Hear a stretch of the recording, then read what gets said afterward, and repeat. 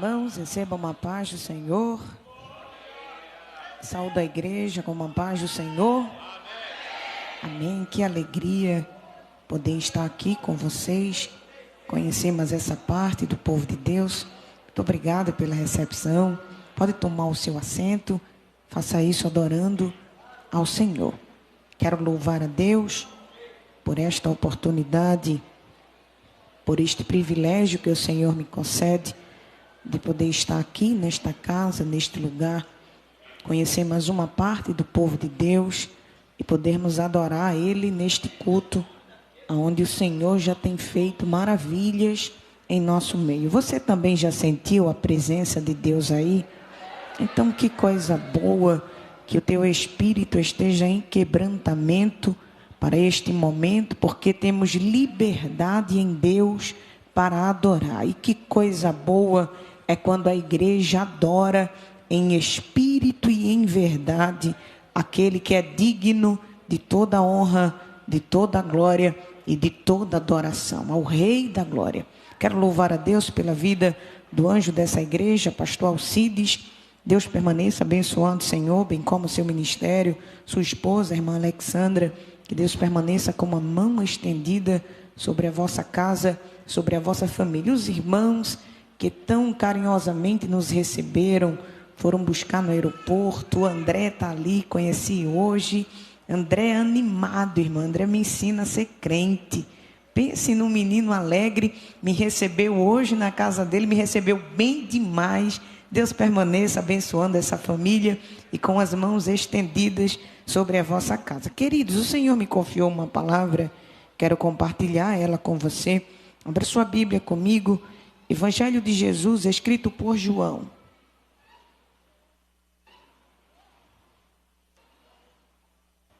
Vamos ler alguns versículos no capítulo 12.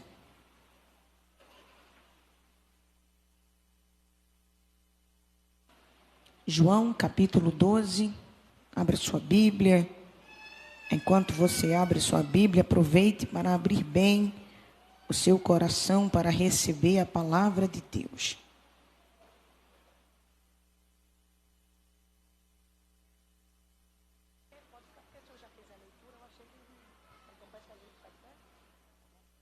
Você pode se colocar de pé em reverência à palavra do Senhor, e como é costume aqui da igreja. Isso. De pé. João, capítulo de número 12. Se você achou o texto, confirme isso dizendo um amém. Amém. João, capítulo 12, a partir do verso 1, diz assim a palavra do Senhor. Foi, pois, Jesus 6 dias antes da Páscoa a Betânia, onde estava Lázaro, o que falecera e a quem ressuscitara dos mortos. Fizeram-lhe, pois, ali uma ceia. Marta servia e Lázaro era um dos que estavam à mesa com ele.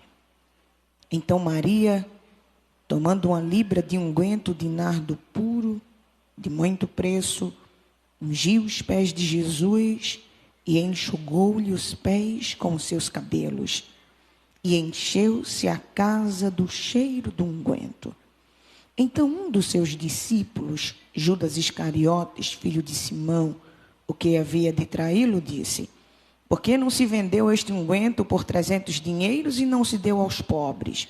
Ora, ele disse isso não pelo cuidado que tivesse dos pobres, mas porque era ladrão e tinha bolsa e tirava o que ali se lançava. Disse, pois, Jesus: deixai-a, para o dia da minha sepultura guardou isto, porque os pobres sempre os tendes convosco, mas a mim nem sempre me tendes. Você diz amém por esta palavra? Já estamos regados das orações. Tome o seu assento, mas faça isso adorando ao Senhor. Deixa a sua Bíblia aberta. Vamos meditar um pouco na palavra de Deus. Querida igreja, o texto que lemos nesta noite vai fazer menção ao período final do ministério de Jesus. João é detalhista na informação e vai dizer que faltavam apenas 6 dias para a Páscoa. Essa Páscoa que João estava se referindo seria a última que Jesus teria a oportunidade de participar em vida com seus discípulos. Sendo assim, este capítulo 12 é todo envolvido em um sentimento de despedida. É a última vez que ele vai estar na casa. É a última vez que vai se confraternizar com seus discípulos.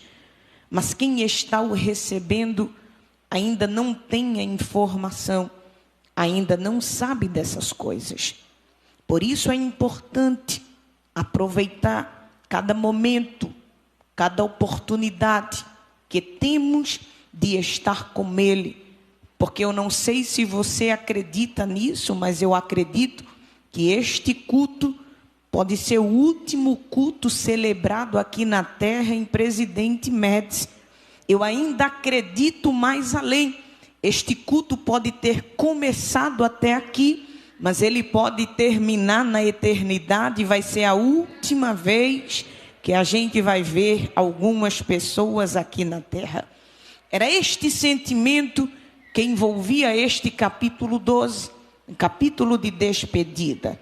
A última vez que Jesus vai estar na casa, a última vez que vai fazer um culto de Santa Ceia, a última vez que vai se confraternizar com os discípulos, a última vez que vai partir o pão, a última vez que vai abraçar. Dali, João é claro e diz que se iniciaria todo o seu processo de crucificação.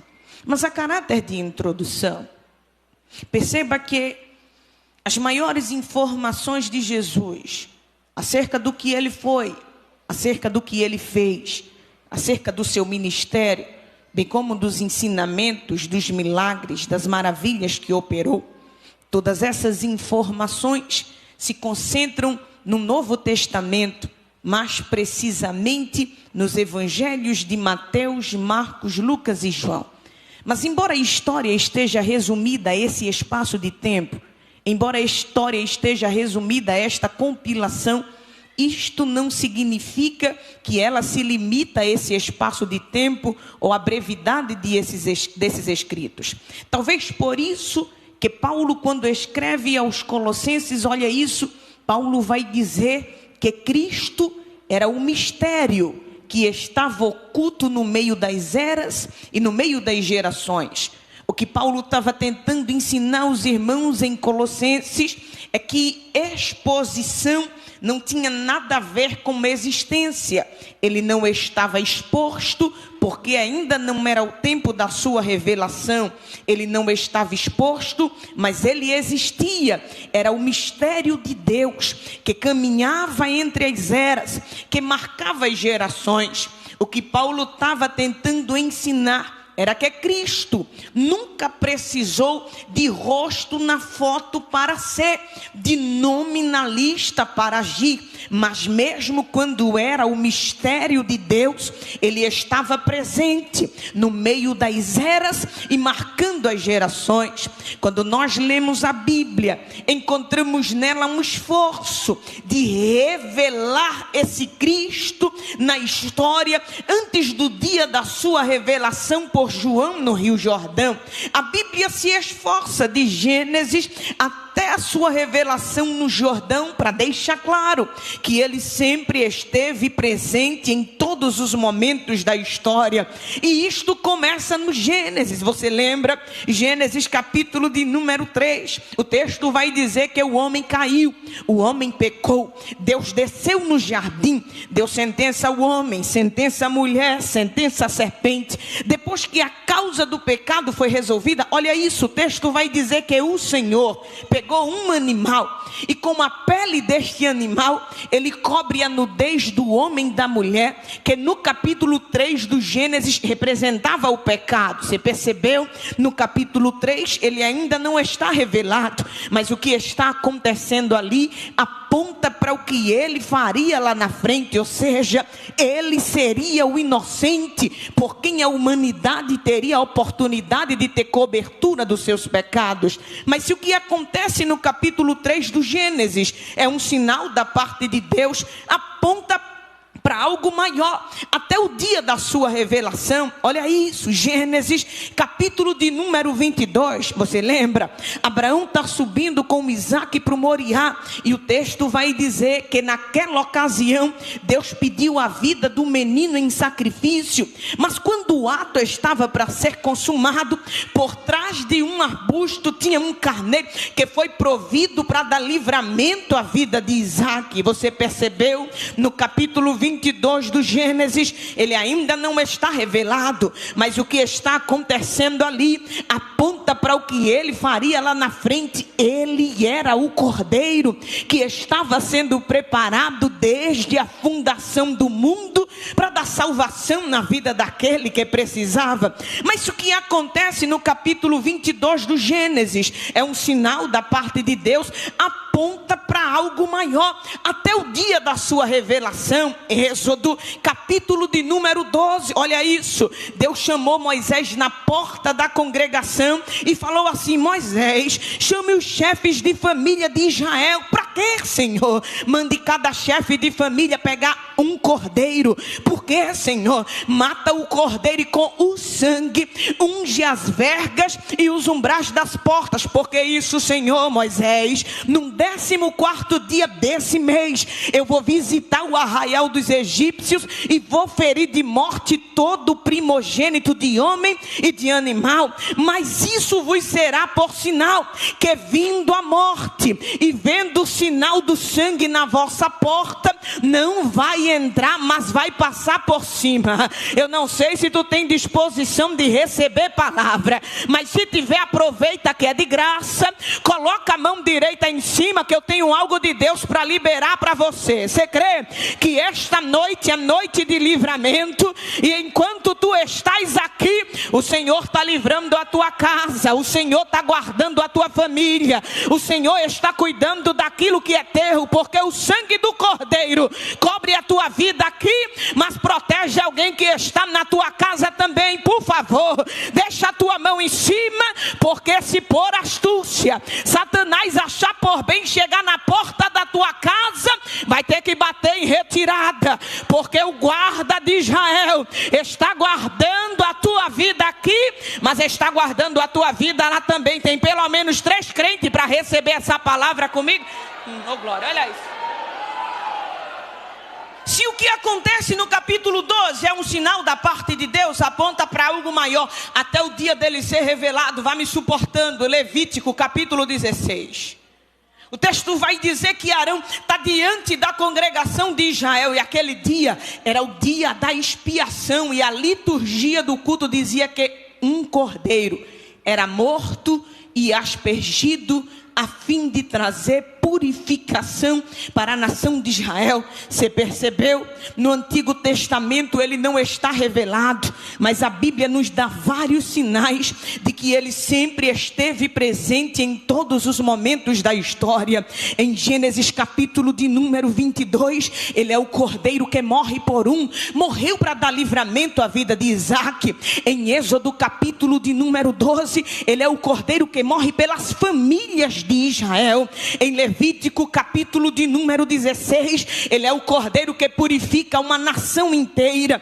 Mas João capítulo 1 verso 29, João Batista está na margem do rio Jordão e está dizendo: eu estou vendo um cordeiro, eu estou vendo um cordeiro, mas este cordeiro é diferente, porque ele não morre só por uma casa ou por uma nação. Eis aí revelado o cordeiro de Deus que tira o pecado do mundo. Só se a tua alma já encontrou salvação neste cordeiro, levanta a mão para adorar, porque ele foi revelado para dar salvação à vida daquele que crê. Olha isso, João revela o cordeiro de Deus, aquele que não limpa, aquele que não lava, aquele que não cobre, mas aquele que tirava de uma vez por todas o pecado do mundo. A partir do batismo de Jesus no Jordão, através da vida de João, o ministério de Jesus vai tomar uma proporção pública. Olha isso. O homem vai ficar grande, vai ficar famoso, vai ficar importante. Mas precisamos concordar que parte do ministério visível de Jesus deve ser creditado ao ministério de João Batista. E deve ser creditado ao ministério de João Batista por quê? Porque quando Jesus é revelado, as pessoas já sabiam quem ele era, o que ele veio fazer e qual era o poder que ele tinha. Isto porque João dedicou o seu ministério para lançar luz sobre o ministério de Jesus. E quando Jesus é revelado, as pessoas já sabiam que ele era aquele de quem João falava. Não sou digno de atacar as alparcas dos seus pés. Batizo com água para arrependimento, mas aquele que virá depois de mim é maior do que eu. Olha João falando, eu até nasci primeiro do que ele, mas ele é antes de mim, nasceu primeiro do que eu. Por quê? Porque no princípio ele já era o verbo, ele já estava com Deus, ele era Deus. Então olha isso. Parte do ministério visível de Jesus é acreditado ao ministério de João. Quando eu vejo João desenvolvendo o ministério, eu percebo que João tem tudo para fracassar. E João tem tudo para fracassar por quê? Primeiro, porque o lugar que ele prega não é bom. O texto vai dizer que João pregava lá no deserto do Jordão, na margem do rio Jordão. Deserto não é bom, irmão. Deserto não promove, deserto não levanta, deserto não consagra, deserto não honra. Deserto é lugar de passagem. Geralmente associamos a pior fase da nossa vida ao deserto. Quando tu está no vale, tu diz, ô deserto, a prova fechou, o crente está no deserto. O dia mal chegou, a gente está no deserto. Então olha isso, João está pregando dentro do deserto. O lugar não favorece, o lugar não promove. Para complicar ainda mais a vida de João, o lugar é ruim e a mensagem é dura. Você acredita que no sermão de João não tinha um levanta a mão e receba? No sermão de João não tinha um Deus vai fazer, Deus vai entrar, Deus vai mandar. Deus, não. O sermão de João era duro e era um só: se arrependam. Quem vos ensinou a fugir da ira vindoura? Produzam frutos dignos de arrependimento. Preparem o caminho do Senhor, porque Ele está vindo aí. Olha isso, a mensagem é dura e o lugar não promove. Mas a história vai dizer que as pessoas estavam abandonando o luxo da catedral, a sombra de Jerusalém, e estava entrando o deserto adentro para ver João pregar a mensagem da palavra de Deus. Meu irmão, eu vou falar, sabe por quê? Porque alguém está promovendo um evangelho moderno, um evangelho muito fácil. Estão dizendo por aí que o que representa homem e mulher de Deus é o carro que ele anda, é a igreja que ele pastoreia, é o saldo que ele tem na conta. Mas eu vou ser um calo no pé dessa geração modinha. Sabe por quê? Porque quem promove homem e mulher de Deus não é outra coisa senão a graça. Não é lugar grande nem lugar pequeno, é a graça. Não é carro novo nem carro velho, é a graça. Quem levanta é a graça, quem envia é a graça, quem respalda é a graça, quem prepara é a graça de Deus. É por isso que não temos mérito nenhum nesse ministério. Estamos aqui por graça, fomos salvos pela graça, somos sustentados pela graça. Pelo amor de Deus, interage comigo esta noite. Eu não sei se é costume, mas você vai fazer. Segura na mão desse crente que está do teu lado, segura na mão dele, segura na mão dela e fala para ela: é tudo graça. O que te sustenta é a graça, o que te trouxe até aqui foi a graça de Deus. Tem alguém que é sustentado pela graça?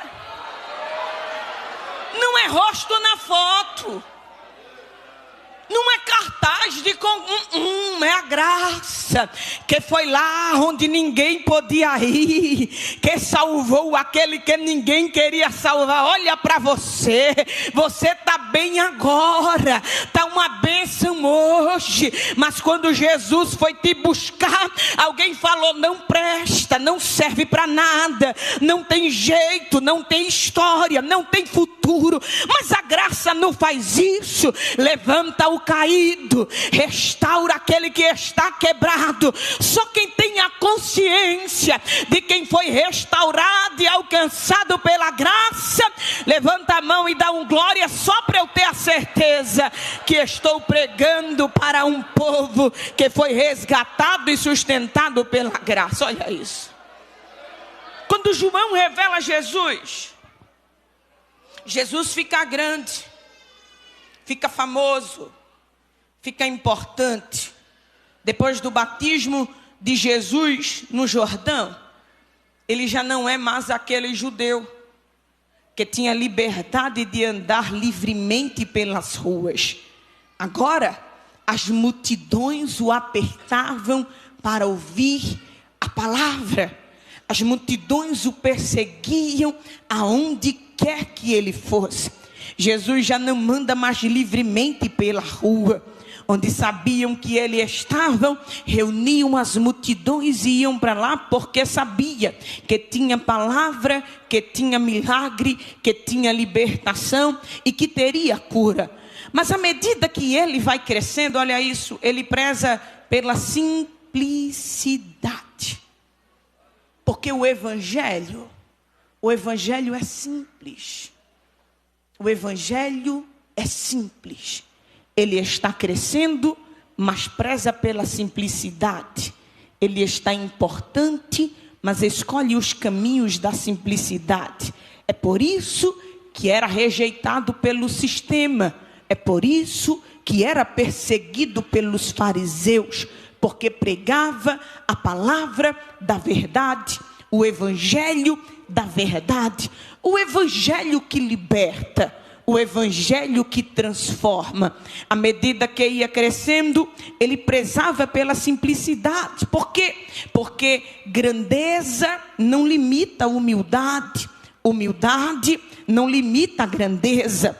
Dá para ser grande e ser humilde. Dá para ser humilde e ser grande. Aqui não. Mas lá para o lado do Recife tem um pessoal que acha que porque é grande não pode ser humilde. Acha que porque é grande pode falar do jeito que quer, tratar do jeito que quiser. Mas João está escrevendo e está deixando claro: o maior homem da história, aquele que de fato era grande, porque a gente é no máximo alto, mas Deus é grande. João está escrevendo e diz: aquele que era grande prezou pelo caminho da simplicidade, pelo evangelho da simplicidade. Ele era grande, mas era humilde. Ele era humilde, mas era grande, porque grandeza não limita a humildade, humildade não limita a grandeza. Ele era grande, subia no monte, pregava para 15 mil e o culto era uma bênção.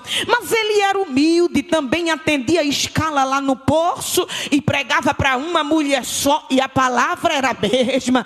Ele era grande, entrava na casa de Zaqueu, que era rico, mas ele também era humilde, visitava a casa de Pedro, que era pobre. Ele era grande, conversava com Nicodemos, que era cheio da letra e era doutor da lei, mas também conversava com os desfavorecidos no meio do caminho, porque grandeza não limita a humildade, humildade não limita a grandeza. Por favor, meu irmão, o meu jeito nem aguenta. Incomoda o teu irmão só um pouquinho, fala com a pessoa que está do teu lado e diz assim para ele: meu irmão, dá para ser grande e ser humilde. Fala para ele: dá para ser humilde e ser grande. Essa é a proposta do evangelho de Jesus. Pregava a palavra em sua simplicidade, pregava a palavra em sua essência, o evangelho verdadeiro e genuíno. Você não vai ver Jesus nas suas ministrações com sensacionalismo, usando vassoura que cura, sal que purifica. O que purifica é a palavra, o que levanta é a palavra, o que restaura é a palavra. É por isso que eu gosto da palavra, porque ele não era pregador de agenda, ele não pregava para segurar o público, ele pregava a palavra. Se quisesse ouvir, palavra, e se não quisesse ouvir, a porta estava sempre aberta, mas ele pregava o evangelho puro e simples, pregava a palavra.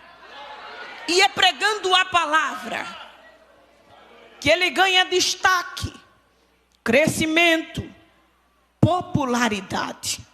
Ele tem um ministério eficaz, um ministério frutífero, um ministério produtivo, próspero. Levantou muitos discípulos por onde passou, pelas aldeias que visitou. Pessoas foram impactadas pelo poder do evangelho. Endemoniados libertos das suas castas de demônios, pessoas libertas de aprisionamentos, de enfermidade. Ele curava na rua, curava no templo, curava em aldeia, curava na catedral, curava fora dela. O propósito de Jesus era atender aquele que tinha necessidade da palavra e do evangelho. Mas olha o que João está escrevendo aqui. João vai dizer que Jesus está se encaminhando para a reta final do seu ministério. Os versículos que encerram o capítulo 11 vai deixar claro que Jesus era o homem mais procurado de Jerusalém naquela época. Os fariseus deram ordem para que, se alguém soubesse onde Jesus estava, o denunciassem, para que eles fossem lá e prendessem a Jesus. Havia uma especulação acerca desta última Páscoa, e em grande maioria eles se perguntavam: será que ele virá para a festa? O que é que vocês acham? Será que ele vai descer para Jerusalém? Jesus sabia que estava sendo procurado. Jesus sabia que aquela ida era a última vez que ele estava se dirigindo para Jerusalém. Os versículos que encerram o capítulo 11 vai dizer que ele chama os seus discípulos e, tendo a visão de Jerusalém, ele olha para Pedro e diz assim: há de ser que o Filho do Homem descerá para Jerusalém, mas de lá não tornará. Chegando lá, serei entregue aos meus perseguidores. Aqueles que procuram a minha vida para tirar, me acharão. Olha isso. Ele está indo para Jerusalém e ele sabe dos processos. Ele está indo para Jerusalém e ele sabe da via dolorosa. Ele sabe do desprezo dos discípulos. Ele está indo para Jerusalém e ele sabe que a sua carne vai ser açoitada. Ele está indo para Jerusalém e ele tem conhecimento da tortura. Mas a história vai dizer que entre Jerusalém, ou na rota dela, estava uma aldeia chamada Betânia. Esta aldeia era conhecida porque dentro dela tinha uma família que fazia questão de receber a Jesus todas as vezes que ele passava por ali. Betânia foi marcada pela bondade e pela graça de Deus, porque tinha alguém dentro dela que tinha disposição para receber a Jesus. Passar por Betânia fazia parte do roteiro. Passar por Betânia fazia parte da caravana. Passar por Betânia fazia parte do percurso.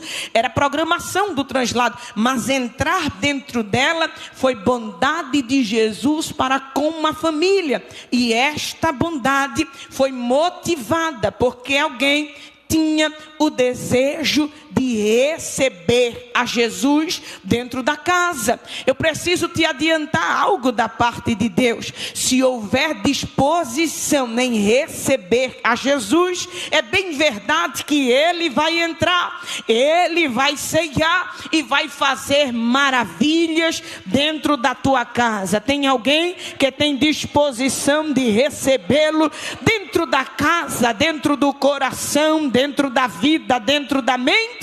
Se houver disponibilidade para recebê-lo, Ele entrará. Olha isso. Ele está chegando em Betânia. E o texto vai dizer que Marta achou por bem recepcioná-lo. E olha o que o texto vai dizer: fizeram-lhe, pois, uma ceia. Ou seja, fizeram para ele. Quem está o recebendo se preocupou de fazer algo à altura dele, à altura do que ele merece. Fizeram-lhe uma ceia. Fizeram uma ceia para ele, para o recebê-lo. Jesus está dentro da casa. E este capítulo 12 do Evangelho escrito por João vai relatar a terceira vez que Jesus visita esta casa. É a terceira vez que ele está ali. A primeira vez é Lucas quem vai descrever. Isso está no capítulo 10, verso 38. E é aquele momento onde Jesus entra na casa e Marta está preocupada com tantos afazeres. E Maria senta-se aos pés de Jesus para ser ministrada pela palavra. Marta se incomoda e diz: Senhor, não te importas que a minha irmã me deixe servir só? Mande que ela levante e me ajude. Jesus olha para Marta e diz assim: Marta, oh Marta, você está preocupada com tanta coisa, mas na verdade uma só era necessária. Maria escolheu a melhor parte. Esta não lhe será tirada. O que Jesus estava dizendo a Marta era: Marta, quando eu chego, a prioridade sou eu. Quando eu chego, o centro sou eu. Quando eu chego, o alvo sou eu. Marta, quando eu chego na casa, tu larga a vassoura, tu solta a panela, tu larga caderno, tu esquece os problemas e tem que ficar aos meus pés, tem que escolher a melhor parte. Maria escolheu a melhor parte, esta não lhe será tirada. Observe algo interessante que está acontecendo aqui. Neste primeiro encontro, em Lucas capítulo 10, Lázaro está na casa, mas não é mencionado. Marta está servindo, Maria está adorando.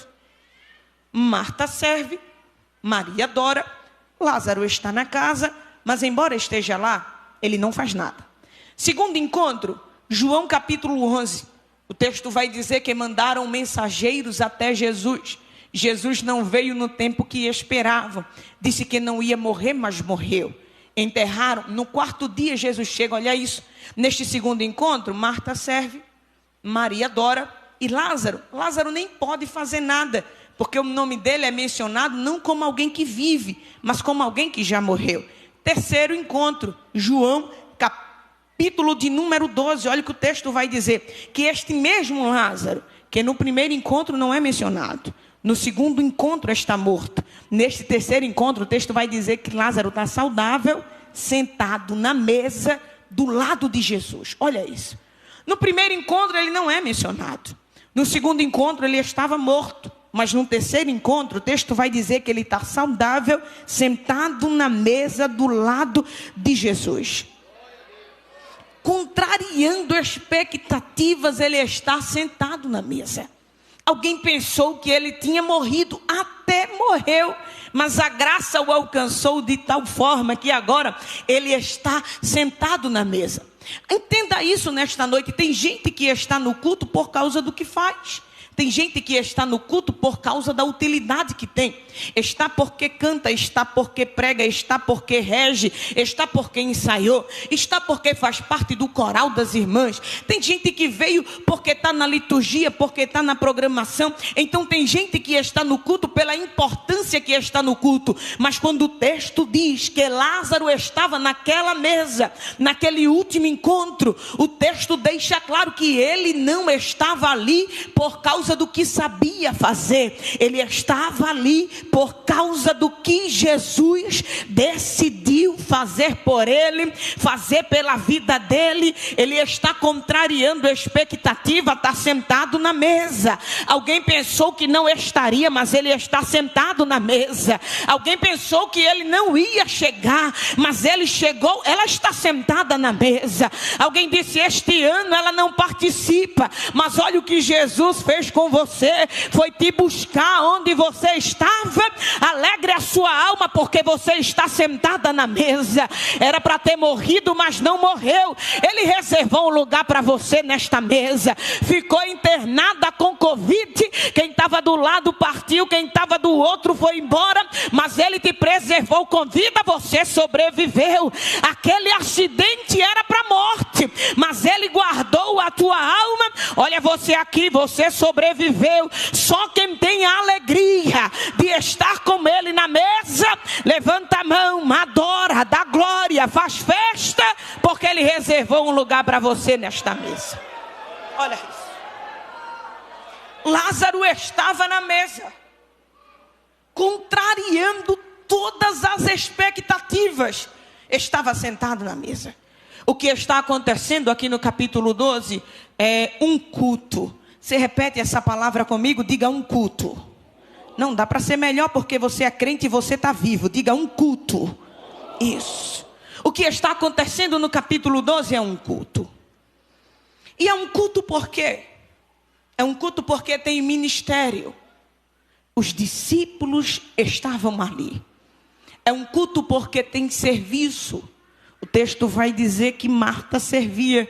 Marta era a irmã da programação, da organização, dos arranjos, da liturgia, que separava quem cantava, quem pregava. Então é um culto porque tem ministério, é um culto porque tem serviço. É um culto porque tem pregador. E quem vai pregar a palavra é o próprio Jesus. Tu já imaginou, irmão, Jesus pregando naquele culto? Que mover, que rebento, que presença, que coisa maravilhosa. Esse culto estava tão bom que até testemunho vai ter. E sabe quem vai testemunhar? Quem vai testemunhar é Lázaro, aquele que estava morto há poucos dias, mas contrariando a expectativa de todos. Ele viveu contrariando o que a medicina diz. Ele estava vivo, estava na mesa. Você percebeu?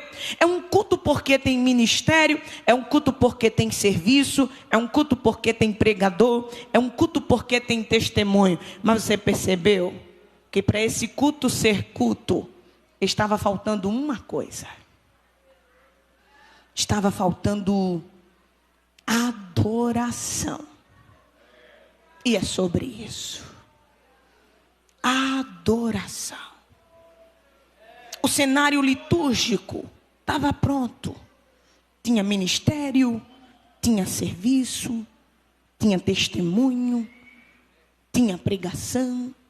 Mas faltava uma coisa para aquele culto ser culto, para aquele ambiente receber a graça e a presença de Deus. Faltava adoração. Eu preciso que você compreenda que culto não foi feito para receber. Culto foi feito para entregar.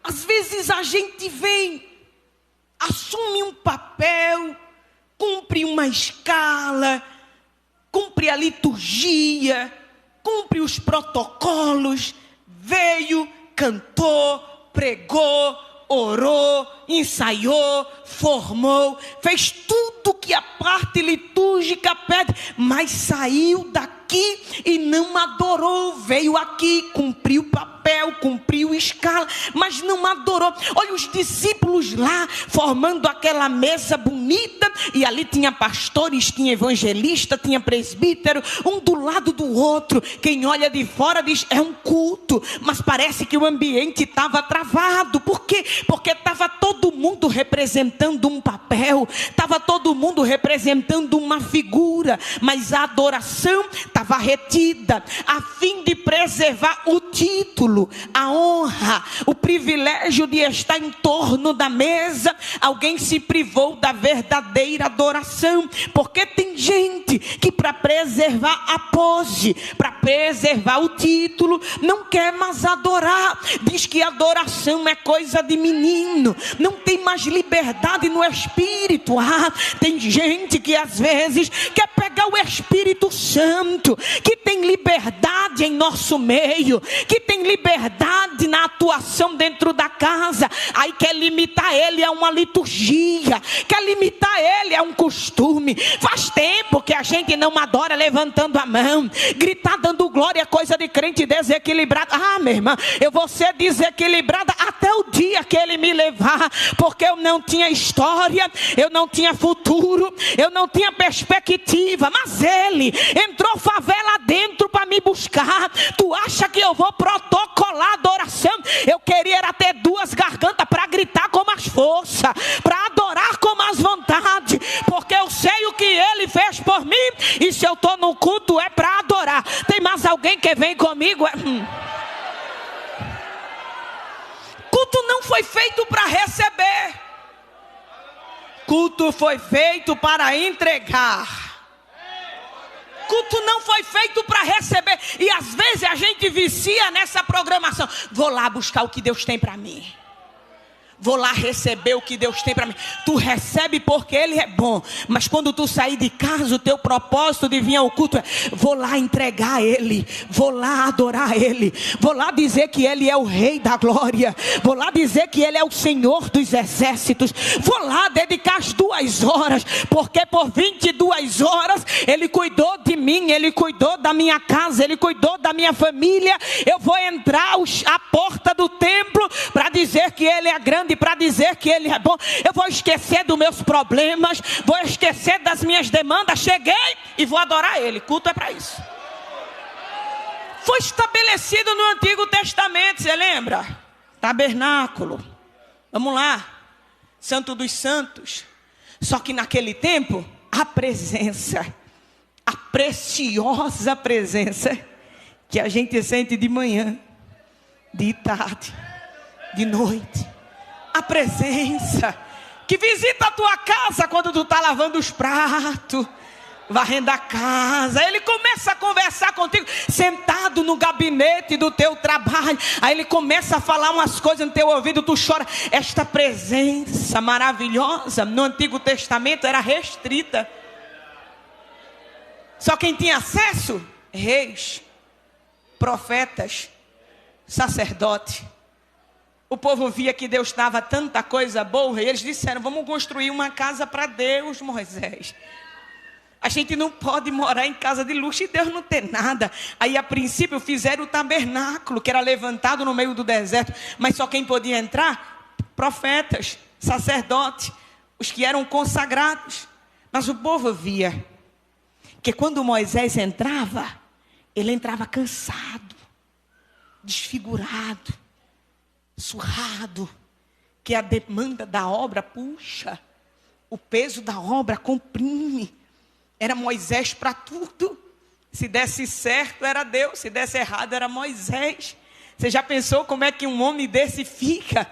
Aí Deus dizia assim: entra na minha presença, Moisés, porque quando tu entrar eu te renovo, eu te levanto. Aí o povo começou a observar, que quando Moisés entrava, ele estava desfigurado, cansado. Mas quando ele saía, minha irmã, o homem saía com uma propriedade de glória tão grande, que ele tinha que colocar um véu sobre o seu rosto, por causa do brilho que encandeava tudo. Aí o povo começou a perceber: tem algo de muito bom dentro desse tabernáculo. Essa presença é muito boa, essa presença é muito maravilhosa. Moisés, a gente quer a presença também, a gente quer ofertar também, a gente quer sacrificar também. Mas como se a presença não era liberada para todos? Deus fala com Moisés.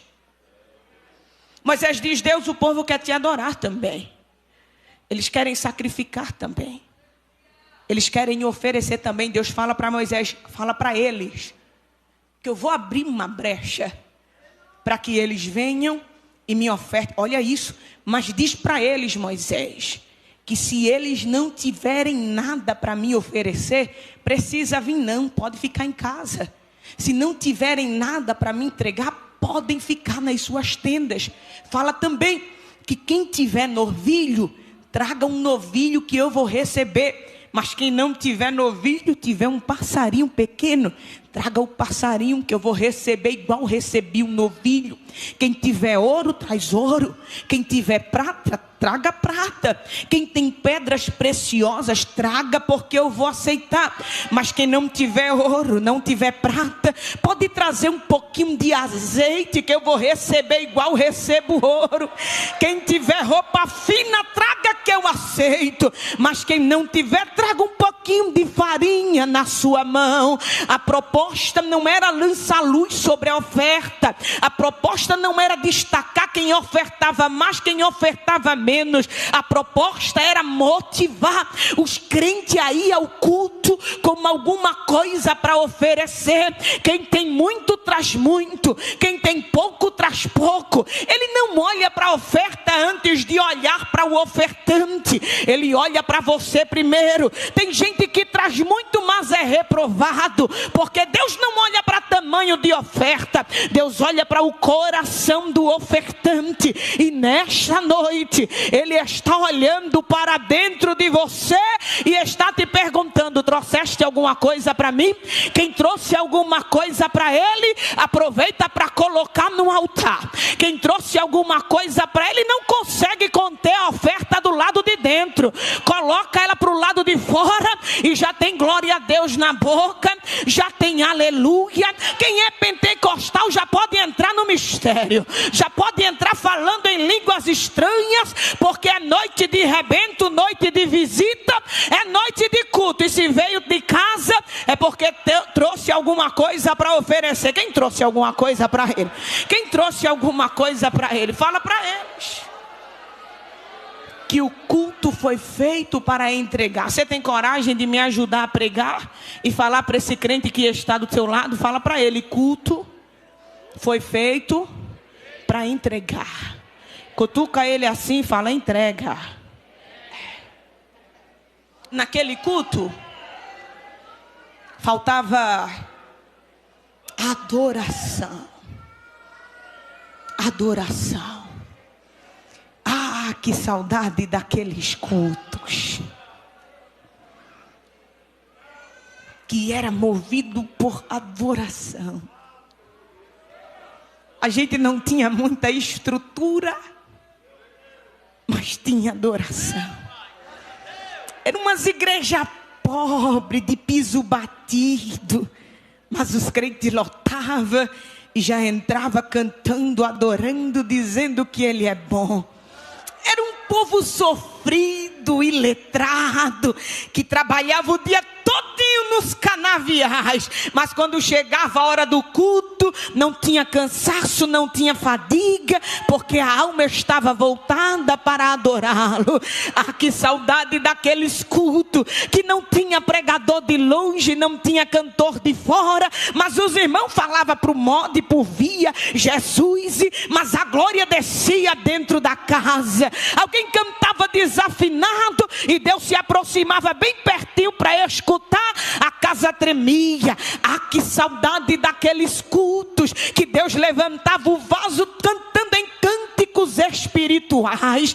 Ele cantava 20, 30 minutos dos cânticos do Espírito. A igreja estava tomada de lágrima, quebrada, quebrantada na adoração. Parece que os nossos cultos perderam o sentido, parece que os nossos cultos perderam o propósito. Mas sabe de uma coisa? O Senhor ministrou algo ao meu coração. É um novo tempo para Presidente Médici. Há um rebento de Deus dentro desta casa, e o Senhor vai levantar muito mais que pregadores, muito mais que cantores, mas está levantando adoradores que adoram em em espírito e em verdade. O Espírito Santo está se movendo dentro de você, minha irmã.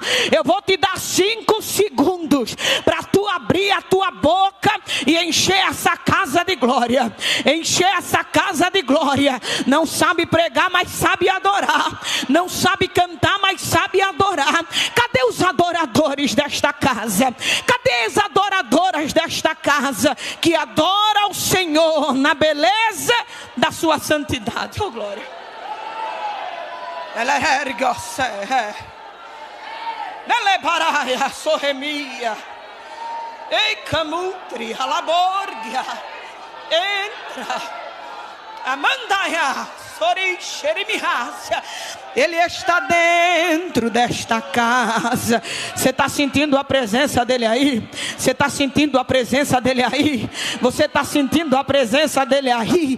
Quebranta o teu espírito esta noite. Abre a boca para adorar. Abre a boca para engrandecer aquele que é digno de toda adoração. Se tem língua estranha, fala, minha irmã. Se tem glória a Deus de gratidão, coloca para fora. Se trouxe alguma coisa, derrama no altar. Maria está olhando aquilo.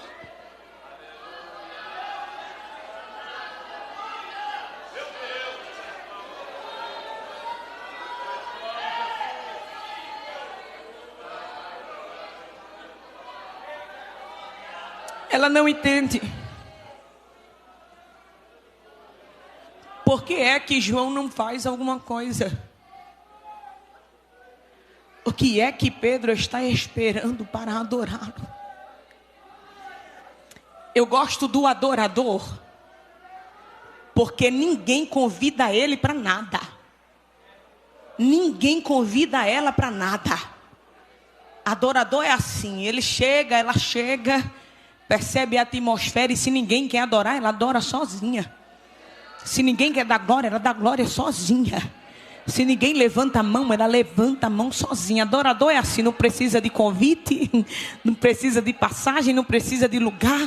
Adorador é assim, adora. Se tiver aqui na frente, adora. Se tiver no meio, adora. Se tiver lá atrás, adora. O adorador é um caso tão sério que se não tiver espaço para ele dentro do culto, ele adora na janela, ele adora na garagem. Ele adora, porque a alma dele tem sensibilidade à presença de Deus. Ele é como o cervo que brama pelas correntes de água. Ele tem sede pela presença e pela adoração a Deus. Maria está olhando e não entende. O semblante do mestre está diferente. É a 3ª vez que ele vem aqui em casa. Na primeira não estava assim. Na segunda, que era para estar porque Lázaro morreu, não estava. Mas agora o semblante do mestre está turbado. Parece que ele está triste. Jesus já sentia na alma as aflições dos próximos dias. Maria olhou aquilo e ela pensou: eu preciso fazer alguma coisa por ele. Preciso fazer alguma coisa para ele. Quem sabe ela vê Lázaro sentado naquela mesa do canto. E sabe o que ela pensa? Não era para ser assim. Era para minha casa estar em luto. Mas olha o que ele fez. Ele entrou aqui em casa. Tirou o meu irmão de dentro da sepultura. E agora eu não preciso mais estar de luto. Era para eu estar chorando. Mas olha o que ele fez. Ele entrou aqui em casa, me deu motivos para cantar. Eu posso celebrar. Ela pensa: eu preciso fazer alguma... Oh, minha irmã, se Jesus fez uma coisa por você, somente uma, levanta a tua mão direita e dá um glória. Mas se ele fez 2, aproveita, levanta a esquerda também. Se ele fez 3, aumenta o volume desse aleluia. Se ele fez 4, seja renovada, porque foi bondade demais. Só quem tem alguma coisa para agradecer, alguma coisa para entregar, alguma coisa para ofertar, entrega agora, abre a boca agora, dá glória agora, celebra agora. Ele fez muito por você. Ele fez muito por você. Ele fez muito pela tua casa. Eu estou pregando para pessoas que era para estar numa realidade completamente diferente. Eu estou pregando para pessoas que nem era para estar nesse culto. Mas olha o que ele fez. Foi lá na tua sepultura. Foi lá naquele ambiente de morte. Repreendeu a morte, te deu vida. Abriu escape para você e disse: vai pela tua alma. O inimigo já tentou te parar, já tentou te enlouquecer, já tentou te aprisionar. Mas olha o que ele está fazendo. Te trouxe a este culto para dizer: eu tenho te preservado com vida, eu tenho te preservado com integridade. Eu sei que falo para mulheres que já tentou tirar a própria vida, que era para estar numa cama depressiva, definhando, mas ele foi lá, deu ordem para o mal bater em retirada. Ó você aqui, ó você aqui, ó você aqui. Só se você tem alguma coisa para agradecer, abre a boca agora e adora ele. Adora ele, adore a ele, adore a ele. Eu vou deixar você adorar, adore a ele, adore a ele. Os instrumentos podem entrar na adoração. Só quem tem alguma coisa para entregar, adora a ele.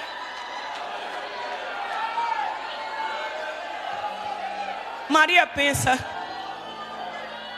preciso fazer alguma coisa para ele.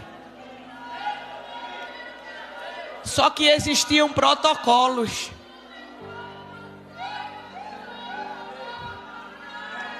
Que comprometia a entrada dela naquele ambiente, ó.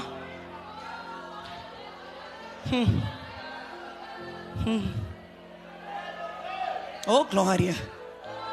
Oh glória. Você está sentindo que o clima mudou, que a atmosfera está diferente? Você está sentindo que o Rei da Glória está passeando em nosso meio também?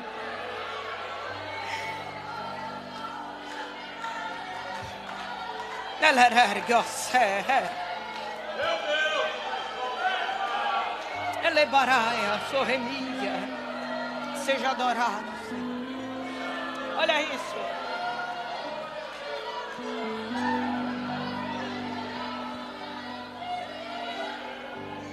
Existiam protocolos que comprometiam a entrada dela naquele ambiente. A cultura dizia que uma mulher não podia transitar em uma reunião de homens. Mas ela tem tanta gratidão no coração. Ela tem tanto desejo de fazer alguma coisa por ele. E ela sabe que para o homem existe um protocolo, mas não existe protocolo para a adoração. Ela tem tanta coisa para agradecer a ele, e ela não está conseguindo guardar, sabe? Parece que ela está sentindo que é a última vez dele na casa. Ela precisa entregar. Não era lícito, mas o texto vai dizer que ela adentra na reunião de forma discreta, porque ela não quer ser vista, ela quer ser grata. Ela está se aproximando de Jesus. Ninguém viu. Ela está se abaixando perto dele. Ninguém notou. A mulher está chorando porque o coração está grato. Ninguém deu conta. Mas o texto vai dizer que quando ela quebra a essência, o cheiro tomou conta da casa. Porque se tem uma coisa que não dá para esconder, é cheiro.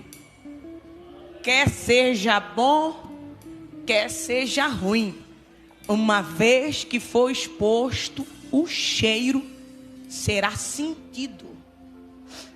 A presença pode ser despercebida, as lágrimas podem não ser notadas, mas uma vez que a essência for quebrada, o cheiro vai ser percebido. Porque a essência de adoração é assim.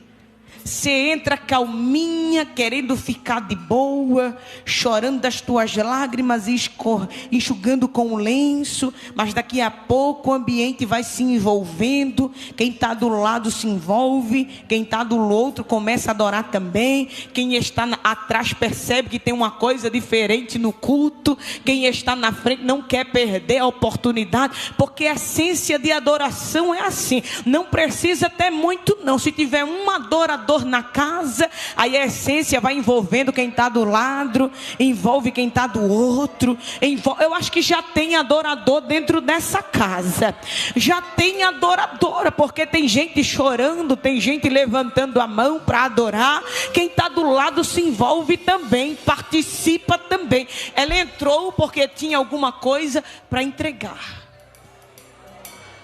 Além de entrar na sala, que não era comum por ser uma mulher em um ambiente de homens, Maria vai fazer algo mais grave ainda.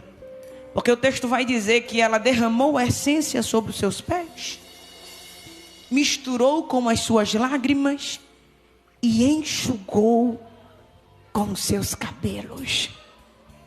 Uma mulher não podia mostrar os seus cabelos nessa cultura. Só podia mostrar o cabelo para um homem que fosse o seu marido. Mas ela tem tanta gratidão por ele. Ela tem tanta coisa para agradecer a ele. Que ela entra, ela chora, ela derrama essência. Ela coloca os cabelos, enxuga os pés. Jesus está recebendo a adoração dela. Aí o texto vai dizer que Judas, que estava ali naquele culto, quando sentiu o cheiro, ele disse: por que não se vendeu este unguento? Olha isso. Pelo cheiro, isso aí foi caro. Deve ter custado aproximadamente 300 denários, quase um ano trabalhado. Ele está dando preço à essência pelo cheiro. Judas calcula o preço daquilo e diz assim: valia tanto. Só que enquanto para Judas tem preço, para Maria aquilo ainda é pouco, porque o que Jesus fez por ela, não tem dinheiro no mundo que pudesse pagar. Pelo cheiro foi caro. Deve ter custado aproximadamente 300 denários, disse Judas. Ele deu um preço pelo cheiro. Isso foi porque ele não viu o frasco. Porque se ele tivesse visto o frasco como um bom perito, ele saberia que era de alabastro. E alabastro nessa época só tinha lá no Egito Médio, no Império de Alexandria. Então, além de ser caro, era importado, valia muito mais do que ele calculou. Mas olha para Judas, fazendo uma crítica acerca de um ato de adoração dentro da casa. Enquanto ela adora, ele critica, porque Judas é um crítico, e aprenda isso essa noite. O crítico, ele só critica o que é bom. Nunca pense que um crítico vai criticar aquilo que é ruim, ou aquilo que é inferior ao que ele faz. O crítico só critica o que é bom. O problema do crítico é porque ele não consegue fazer, não tem envergadura para fazer. E por não conseguir fazer o que tu faz, ele critica, porque é o que resta para ele fazer. Então, se está sendo criticada, minha irmã, continua fazendo a obra. Se está sendo criticada, continua na tua caminhada. Se está sendo criticada é porque está na direção certa. Porque enquanto alguns têm tempo de criticar, tu tem tempo de fazer a obra, tempo de se envolver naquilo que Deus tem para você. Porque obra de Deus é fácil, ou critica, ou quem faz, quem está envolvido na obra, não tem tempo para estar criticando, porque avaliar serviço do outro exige muito tempo, muita dedicação. Geralmente quem faz isso não tem nada para fazer. Então quem está ocupado no propósito e no serviço se envolve na demanda, se envolve na obra. E enquanto eles criticam, você trabalha. Enquanto eles criticam, você adora. Enquanto eles criticam, você faz a obra. Judas está criticando porque não sabe adorar. Por que não se vendeu este unguento por 300 denários e não se deu aos pobres? Quem vê Judas falando assim, pensa, ó, esse irmão é tão bom. Ó, esse irmão é uma bênção. O tempo todo preocupado com a causa do pobre, com a causa da viúva e do necessitado. Só que quando Maria adora, o que era uma visita faz com que um ambiente se transforme em um culto. E se é um culto, é espiritual. E se é espiritual, tem Espírito Santo. E se tem Espírito Santo, tem discernimento. Se tem discernimento, tem revelação. Quando Judas levanta a crítica dizendo, por que não se vendeu e não se deu aos pobres? João entrou na cobertura espiritual e disse assim, Judas não é bom nada, não está interessado com uma coisa do pobre, causa nenhuma. Judas quer que o negócio, que a essência seja vendida, porque ele toma conta da bolsa e ainda tira o que não é para tirar. Então olha o que está acontecendo aqui. O que é que ele quer? Ele quer que a essência seja vendida. O que ele diz? Por que não se vendeu? Ele disse, por que não se vendeu? Ele disse, por que não se? Por que não se? Então o que é que Judas quer? Pega isso, pelo amor de Deus. Judas quer que a essência seja vendida. Se é vendida, vira dinheiro. Se vira dinheiro, vai para a bolsa. Se vai para a bolsa, quem administra é ele. Eu vou de novo para tu receber esse negócio. Judas quer que a essência seja vendida. Se a essência é vendida, vira dinheiro. Se vira dinheiro, vai para a bolsa. Se vai para a bolsa, João diz, quem administra é ele. Então o que é que ele quer? Ele quer administrar o que ela faz. Administrar a adoração dela. Administrar a oferta dela. Só que quem é adoradora tem a convicção de que não adora o homem, de que não adora coisas, e de que não adora culto. Quem é adoradora tem a consciência, eu adoro aquele que fez muito por mim. Eu adoro somente a um, ao Rei da Glória. Eu adoro somente a um, aquele que tem poder sobre a morte, poder sobre a vida. Quem é adoradora traz essência e entrega essência, mas não entrega na administração do homem, entrega na administração do céu. É por isso que adorador é assim. Se o pastor vê, ela adora. Se o pastor não vê, adora também. Se a dirigente parabenizar, ela adora. Mas se não parabenizar, adora também. Porque não estamos aqui para derramar essência no pé de homem. Estamos aqui para derramar essência nos pés daquele que é digno de toda honra, de toda glória e de toda adoração. Só quem tem certeza desta palavra e adora ao Deus da vida, levanta a mão para eu ver se você está aqui mesmo, oh glória. Ela derrama tudo, mas derrama nos pés do Senhor. Aí olha isso. Enquanto Judas está criticando, está dizendo, para que isso? Exagero, desperdício, por que não se vendeu? Aí o texto vai dizer no versículo 7 que Jesus defende a ela e diz assim, deixai-a. Ou seja, deixe ela. Você acredita, minha irmã, que você não vai precisar se defender? Você não vai precisar falar.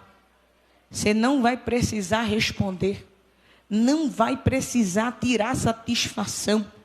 É o Senhor quem vai falar por você. Agora tem um segredo. Enquanto tu adora, Ele fala por você. Enquanto tu adora, Ele responde por você. Não para de adorar para responder a crítica. Não para de adorar para responder fofoca. Não para de adorar para responder comentário. Continua adorando, porque tu é mulher de propósito, mulher de comunhão. E enquanto eles falam, você adora. É alguém falando mal em cima, tu adorando nos pés de Jesus embaixo. É alguém criando grupinho no WhatsApp para falar mal. Deixa criar, deixa falar. Quem tem responsabilidade com a adoração, adora em tempo e em fora de tempo. É alguém falando em cima, tu adorando a Jesus embaixo. É alguém criticando em cima e tu não cessa de adorar. Quanto mais falarem, mais tu adora. Quanto mais criticarem, mais tu adora. É Jesus quem vai falar por você. Enquanto você adora, assim te diz o Senhor, Ele vai falar com quem tem que falar e vai calar quem tem que calar. Mas não para de adorar, porque na tua adoração tem respaldo de Deus para a tua vida e tem respaldo de Deus para a tua história. Vou continuar adorando. Tem mais alguém que vem comigo? Olha isso. Jesus olha para Judas e diz assim: deixai-a, deixe ela. Aí ele lança para o culto a maior revelação: para o dia da minha sepultura guardou isto. O que Jesus estava dizendo é: ela me preparou para a minha morte. E se me preparou para a minha morte, é porque está perto de morrer. Deixai-a, para o dia da minha sepultura guardou isto. Porque os pobres sempre os tendes convosco, mas a mim nem sempre me tendes. Olha isso. O texto vai dizer que ele saiu dali. E Maria preparou o corpo do Senhor para a sua morte com 1 libra de unguento de nardo puro. 1 libra.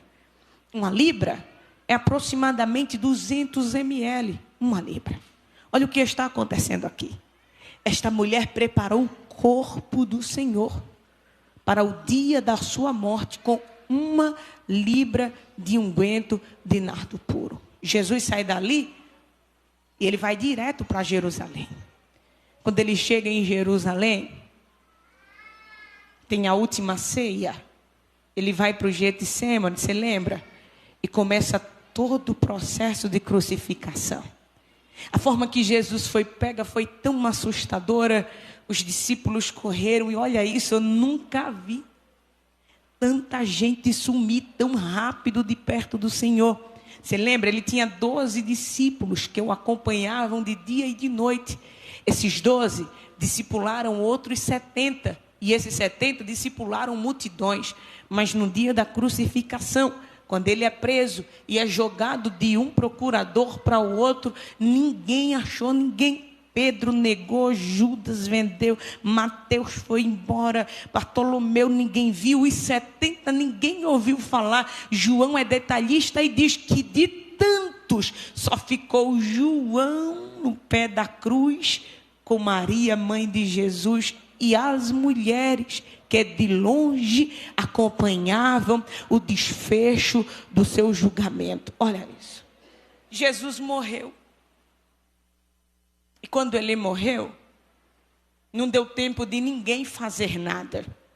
Porque quando ele exclama e diz: está consumado, o texto diz que a terra treme, o céu escurece, todo mundo corre em forma de pavor e o corpo do Senhor foi deixado lá. Aí o texto vai dizer que Nicodemos e José de Arimateia, que eram discípulos anônimos de Jesus, foram falar com o governador para que dessem a ele um sepultamento digno. Olha isso, pelo amor de Deus. É em João capítulo 19. O texto vai dizer que Nicodemos derramou sobre o corpo do Senhor um composto de mirra e aloés de quase 100 libras. Olha isso, João capítulo 12, Jesus diz: ela me preparou para a minha morte com 1 libra.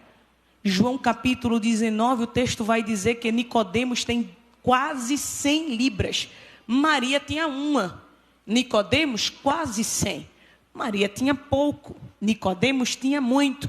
Só que existia uma diferença gritante. Por quê? Porque Maria tinha pouco, mas o texto vai dizer, era 1 libra de unguento de nardo puro. Nicodemos tinha muito, quase 100. Tinha muito, mas não era puro. tinha muito, mas era misturado. Sabe qual foi o embalsamamento que Jesus recebeu? Aquele que aos olhos de alguém era pouco, mas tinha pureza, era pouco, mas tinha verdade, era pouco, mas tinha integridade. Nicodemos tinha muito, mas era misturado, tinha muito, mas era adulterado, tinha muito, mas não tinha pureza. Não adianta ter muito se não tem pureza, não adianta ter muito se não tem verdade. Sabe qual é o clamor do Espírito Santo para a igreja dos últimos dias? É para aqueles que têm pouco mesmo, tem pouco, mas tem verdade,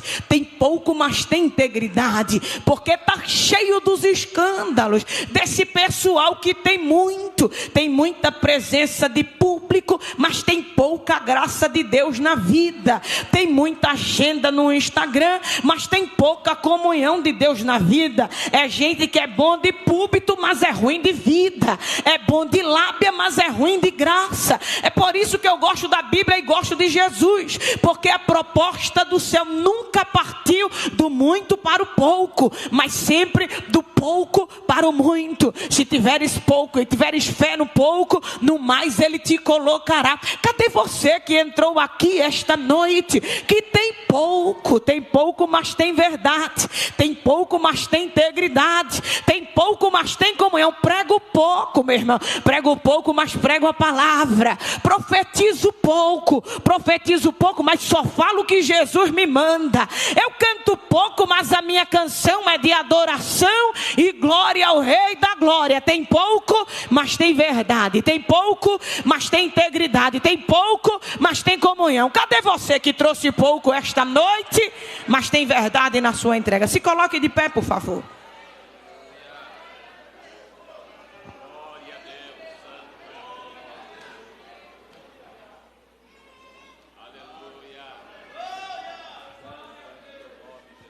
Olha isso. João capítulo 20. Ou é 21, salvo engano. O texto vai dizer que Maria está indo ao sepulcro de Jesus. E olha o que o texto vai dizer. Que ela está levando especiarias, está levando essência, porque ela tem uma dívida. Porque na sexta-feira da crucificação, ela não teve como embalsamar o corpo de Jesus.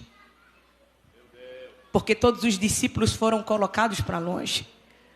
Por que é que Maria está indo no domingo de manhã com especiarias, com mirra, com óleo, para embalsamar o corpo do Senhor? Porque ela lembra, na sexta-feira eu não fiz.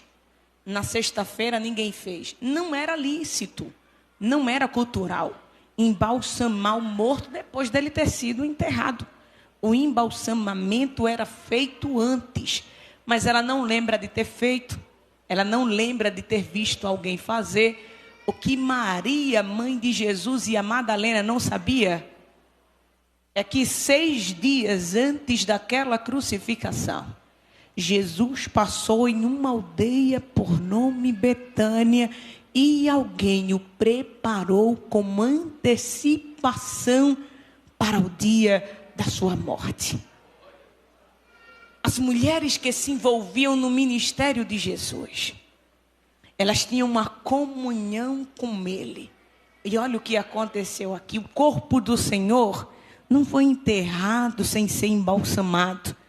Porque alguém que tinha vontade de adorar, vontade de agradecê-lo, portanto, se antecipou em fazer naquela passagem o que não daria tempo de fazer no dia de sua morte.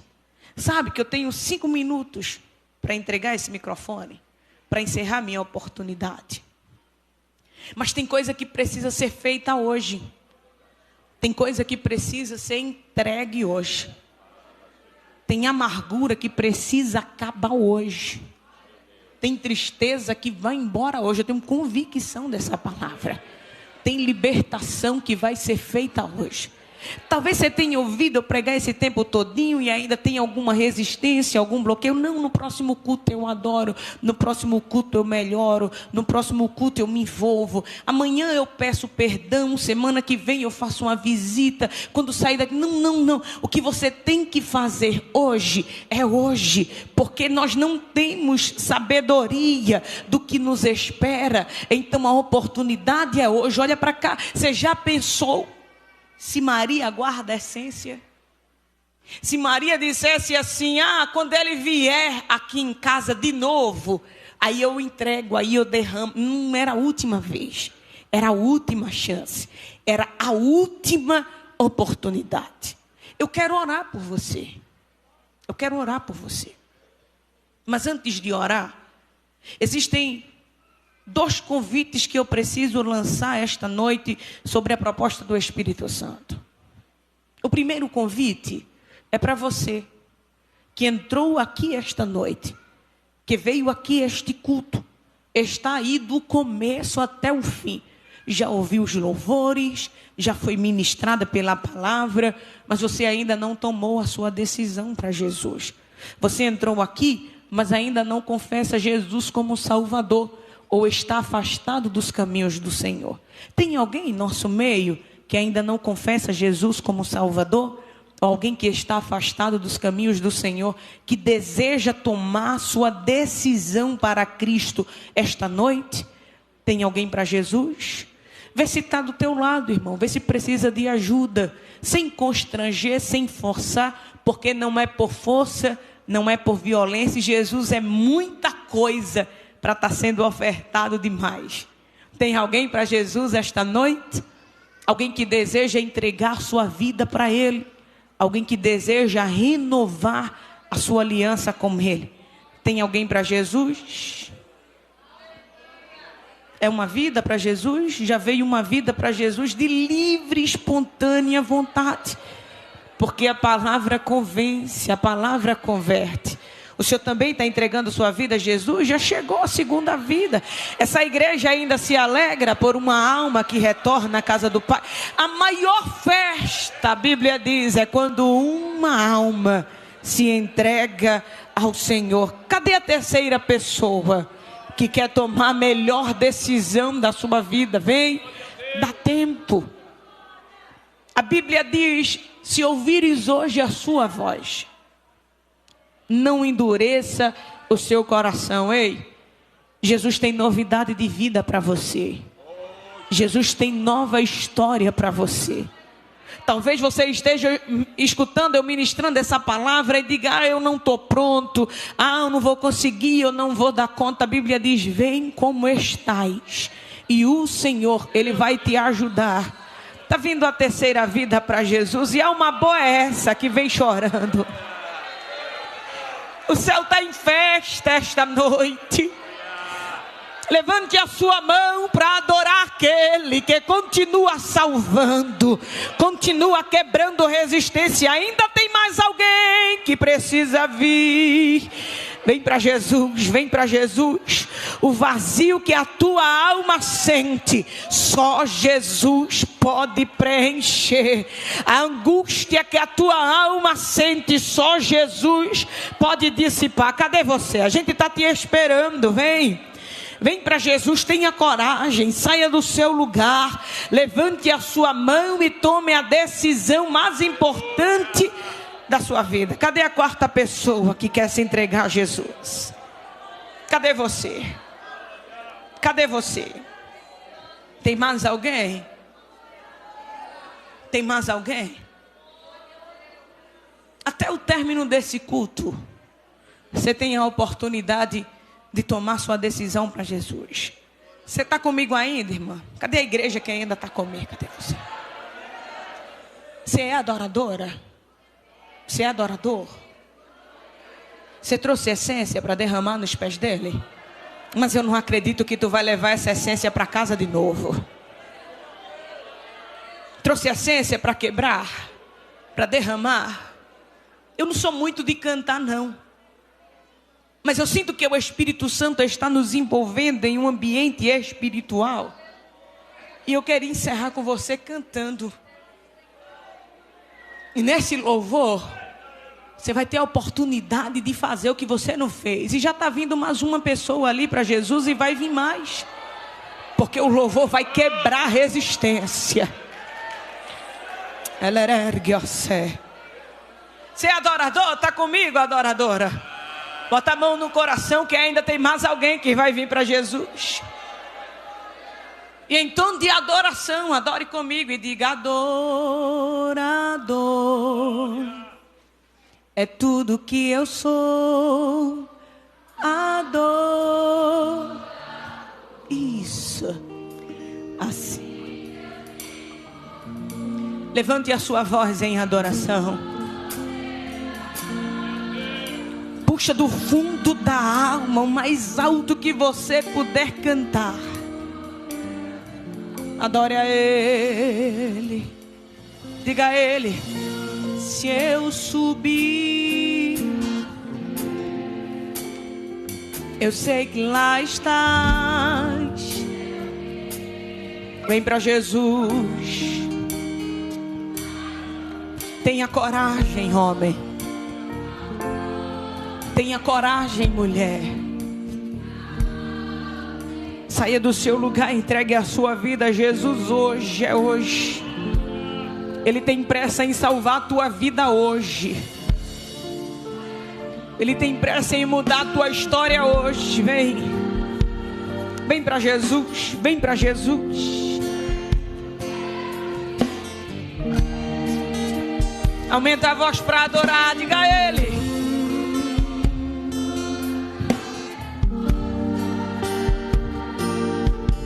Mais de um.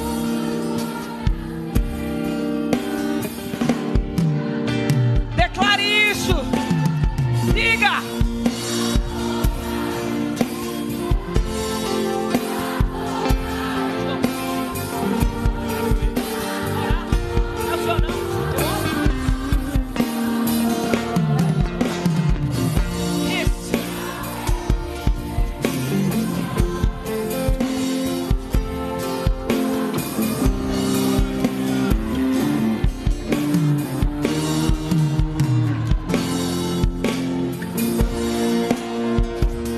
Nunca esqueça que você é adorador. Se você tiver oportunidade, você é adoradora. Se você não tiver, você é adoradora. Se tudo estiver bem, você é adoradora. Se tudo estiver mal, você é adoradora. Porque o adorador, ele adora na dor, na bonança e na dor. Você tem coragem de entregar essa mensagem para sua irmã? Fala para ela: você é adoradora. Fala para ela: tá cansada, mas é adoradora. Você é adoradora. Tem mais alguém para Jesus? Mais alguém que deseja tomar a sua decisão? A porta da graça está aberta. Está já fechando. Porque Ele está vindo aí. E estaremos com Ele na eternidade. Mas enquanto está aberta, ainda tem oportunidade para você. Tem mais alguém? Tem mais alguém? Se não tem, que Deus abençoe e conceda uma outra oportunidade. Você estende as mãos para aqui para frente, para esses novos convertidos, esses novos irmãos que o Senhor deu a esta casa, a esta igreja. Estenda a mão para cá.